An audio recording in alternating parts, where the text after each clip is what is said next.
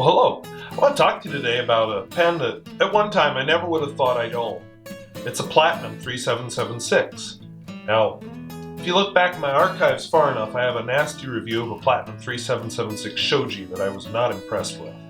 Well, this guy is not a Platinum 3776 Shoji, it's a Platinum 3776. I think that was too many sevens. Yamanaka. It's a special edition in the same line as the Shoji. And I seem to have bought a lot of Platinum pens lately. And I'll tell you why. I'm growing to like them. They've just grown on me like, I don't know, like fungus. I like them now. So I need to at some point go back and redo that 3776 review. But anywho, moral story. This is another special edition. Instead of the nice blue, this one has, I don't know, waves kind of carved into the barrel. And I'll tell you, when I first saw this come out, my first thought, which I can't believe this was a thought, but that would look really sharp with Noodler's Antietam in it. And guess what's in it? Noodler's Antietam. So I hope it does look good. I hope that shows up in the close-ups. Well, anyway, screw cap, demonstrator, inside piston converter. I've always kind of wished that Platinum would have their, whoops, okay, pay attention. I've wished that Platinum would have their own built-in mechanism, but it is what it is. This is a soft medium nib. It gives some feedback. It does not give the line variation that the soft fine does, but I really like it. I actually prefer writing with this than I do with the soft fine. Even though I don't get as much line variation, it's just a more comfortable line overall. Would I buy it again? Oh no, this is an overpriced pen. I don't think it was worth what I paid for it, but I do like it. I'm not sorry I bought it, I just think it's overpriced. But anyway, let's talk size for a minute.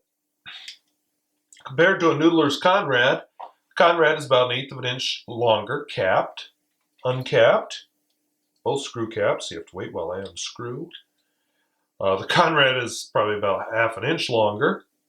Posted, the Conrad's about 1/8 of an inch longer. Now, I want to apologize in advance. I recorded the audio several weeks ago, back when I filmed this review the first time, because I said I filmed 2 reviews in my last review. I filmed this review the first time and forgot to turn on the microphone.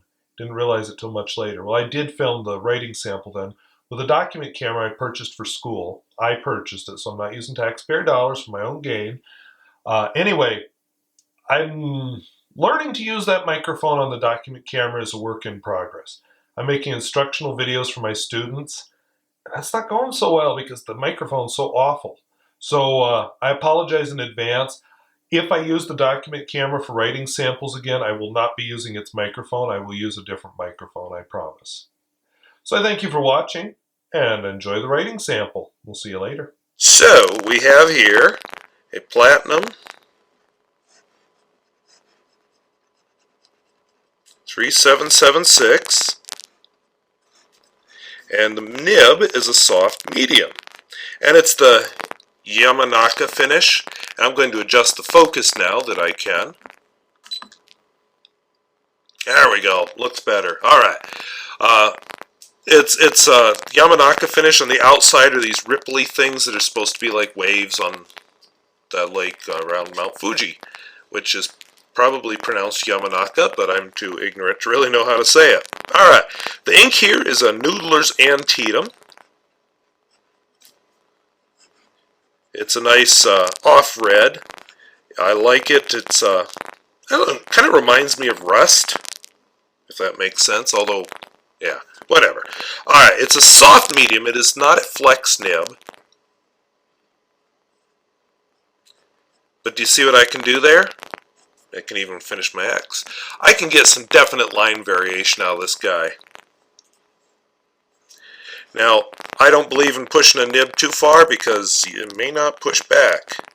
So keep that in mind as you play with this nib if you ever get the chance. Alright, so last time I started a new quote. Let's go with that new quote.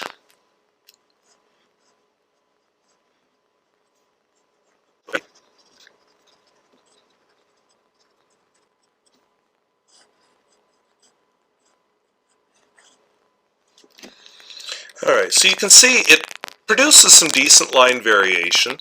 I like, some shading. Of course, that's the ink.